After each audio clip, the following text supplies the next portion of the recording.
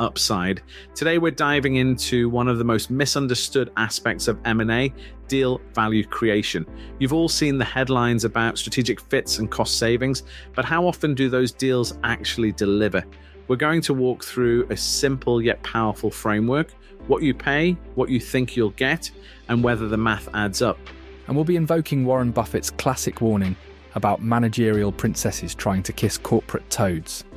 Jeff, how do we as analysts make sure we're not just buying into a fairy tale? Here's something that blew my mind. 70% of corporate mergers and acquisitions fail to deliver their promised value. That's billions of dollars essentially evaporating into thin air through bad deals. Those numbers are staggering when you think about the massive amounts of money involved. What drives companies to keep making these deals with such terrible odds? Well, Warren Buffett has this brilliant take on it. He says corporate executives are like princesses who think they can kiss toads and turn them into princes.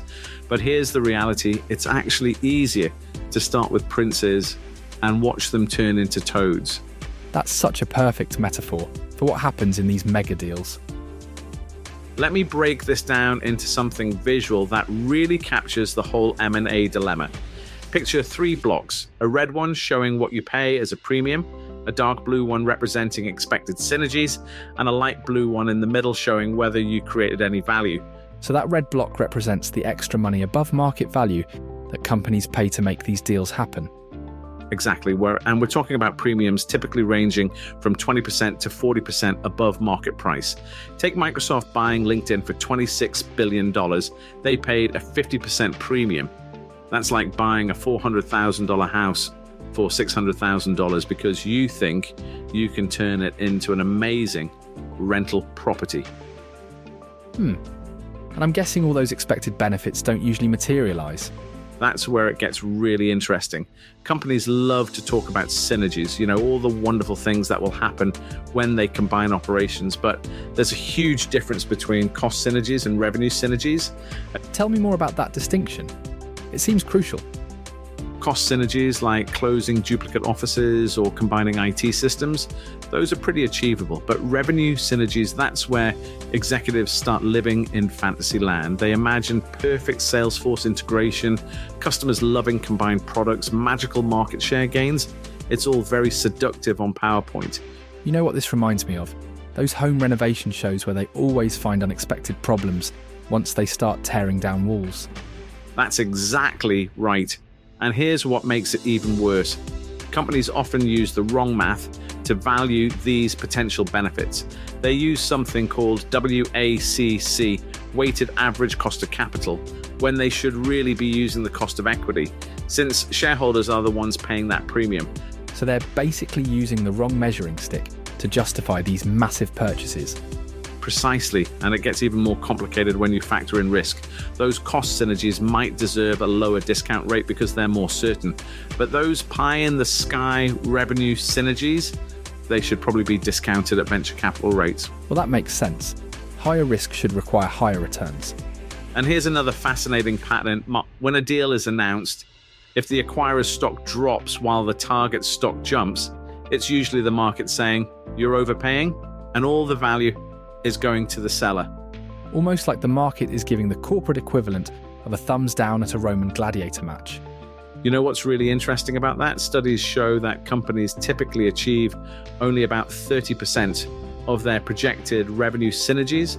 It's like planning a wedding budget and ending up spending 3 times more than expected. Speaking of weddings, what about the cultural aspects of these mergers? Oh man, that's where things often fall apart completely. It's like trying to merge 2 different families with completely different values, traditions, and ways of doing things. And the bigger the companies, the more complicated it gets. So what's the solution? How should companies approach M&A to avoid these pitfalls? I think it comes down to 3 key principles. First, be brutally honest about what you're paying. That premium is real money going out the door. Second, be realistic about synergies, especially those revenue synergies. Third, use appropriate discount rates that reflect the actual risks involved. But why do smart executives and boards still get this wrong so often? It's fascinating. There's this phenomenon called acquisition fever. Once executives get excited about a deal, they start seeing only the upside and minimizing the risks. Plus, the incentive structure is all wrong. Investment bankers get paid when the deal closes, not when it succeeds. That's a pretty serious misalignment of interests. And here's what I think is the most important takeaway. Successful M&A isn't about magic or fairy tales. It's about careful analysis, realistic expectations, and disciplined execution. The best acquirers know exactly what they're looking for, have clear valuation parameters, and are willing to wait for the right opportunity. So maybe the real lesson is knowing which toads not to kiss. Exactly. Because in the end, value creation in M&A isn't about transformation through magic. It's about paying the right price for the right company at the right time. And sometimes the best deal is the one you don't make. Throughout my career, I believed that deep market knowledge shouldn't be locked behind a Bloomberg terminal. That's why I built Insight One, to combine Wall Street expertise with cutting-edge educational tech.